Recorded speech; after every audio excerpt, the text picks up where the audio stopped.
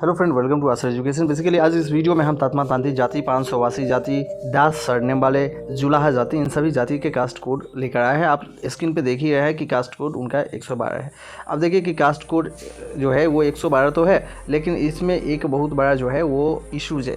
Issues क्या है? देखिए, जो जुलाहा जाति है उनका पहले जो चलता था वो अलग कास्ट में रखा जाता था, ठीक है। उसी प्रकार से तात्मा या तांती समाज को भी अलग समाज में रखा जाता था।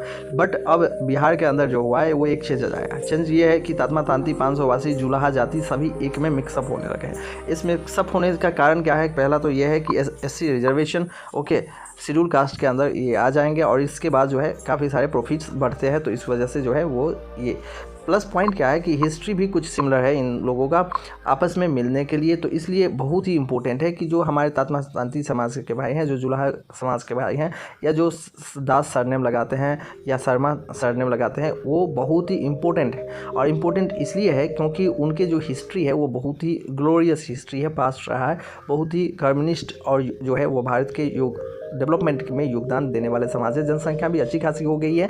अब जनसंख्या की यदि हम बात करते हैं तो जनसंख्या में क्या होता है कि 2, 4, 10 लोग कुछ नहीं कर सकते, लेकिन बहुत सारी यदि आपकी पॉपुलेशन है तो मैन पावर भी उस तरीके से होता है। रिजर्वेशन सिस्टम भी उसी आधार पर कहीं ना कहीं है, ओके। और डेमोक्रेसी का तो रूल ऑफ लॉ जो चलता है वो भी कहीं ना कहीं जो नंबर सिस्टम्स है उसका आधार पे भी होता है, आप सब जानते ही हैं। तो इससे हुआ क्या है, एक आपको अब यहाँ पे आपको एक समझ इंडिकेशन मिला होगा कि जो समाज हैं वो जो प्राचीन काल में हटते थे अब जाकर मिलना शुरू किए हैं। ये बहुत ही पॉजिटिव एक जो है संकेत है, पॉजिटिव संकेत है कि हो सकता है कि धीरे धीरे इसी प्रकार से समझ जैसे जैसे आगे लोग बढ़ता जाएगा वो एक से दूसरा मिलते जाएंगे और मिलते मिलते जो है वो पूरे जो ये धर्म है, जो हिंदुज़म्स है, वो हिंदुज़म जो है वो वर्ण व्यवस्था सिस्टम से, कास्ट सिस्टम्स तो है ही नहीं, तो वर्ण व्यवस्था सिस्टम्स के अंतर्गत आएंगे ब्राह्मण, क्षत्रिय, वैश्य। तो वैश्य के अंतर्गत जो यदि हम देखें कि वर्ण कौन सा है तो वैश्य वर्ण के अंतर्गत आते हैं, चाहे वो जुलाहा हो, चाहे वो तांती हो, चाहे तात्मा हो, 588 हो, वैश्य समाज के अंतर्गत ही आते हैं। इन सबका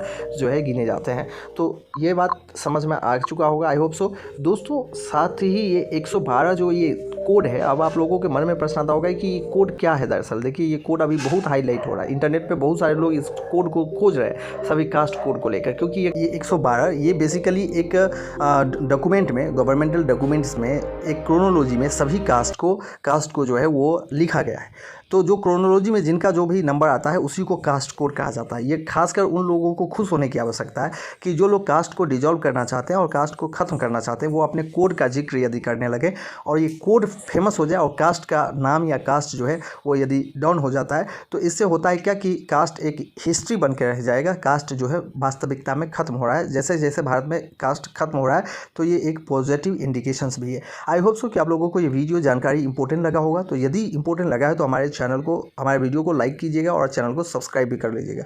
मिलते हैं आगे, तब तक के लिए have a nice day, take care and see you soon.